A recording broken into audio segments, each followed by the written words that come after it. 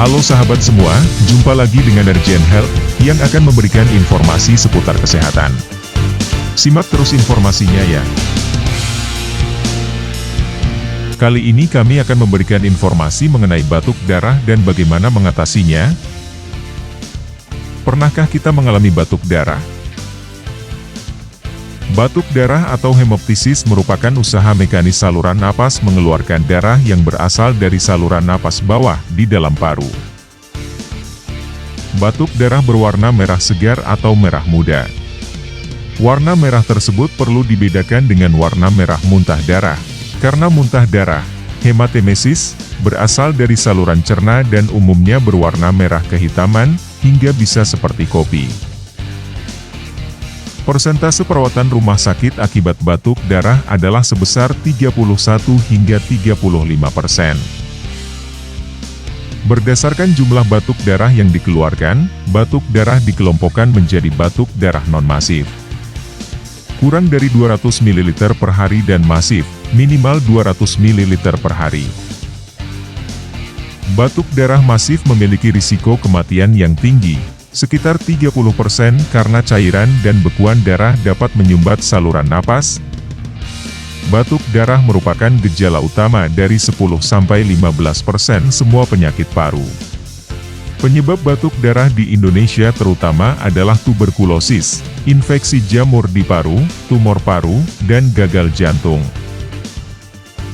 Batuk darah dapat disertai dengan gejala lain, yang bisa timbul tergantung penyakit paru dasarnya, seperti nyeri dada, demam, sesak napas, dan penurunan berat badan.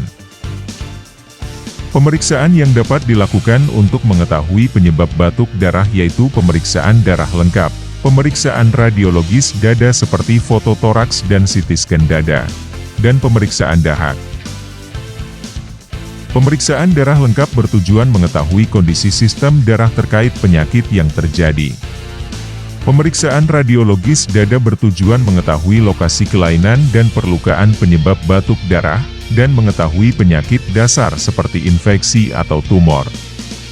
Pemeriksaan dahak, seperti sitologi dahak, bakteri tahan asam, dan biakan jamur, bertujuan mengetahui kelainan sel atau mikroorganisme penyebab batuk darah.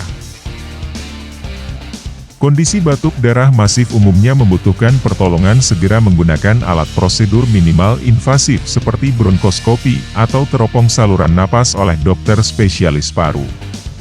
Pemeriksaan ini bertujuan mengetahui kondisi saluran napas dan sumber perdarahan, dan menghentikan perdarahan.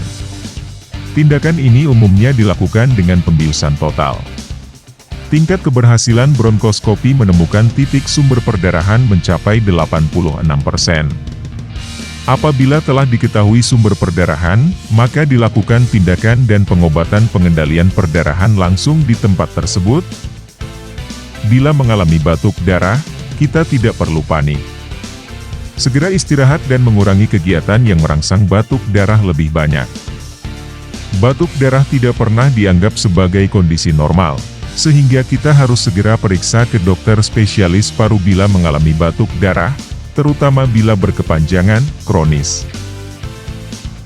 Segera periksakan diri kita ke instalasi gawat darurat apabila terjadi batuk darah yang sangat banyak, karena hal ini dapat mengancam jiwa tetapi dapat ditangani segera oleh dokter dan petugas kesehatan. Nah, demikian yang dapat kami sampaikan. Semoga informasi yang kami berikan dapat bermanfaat.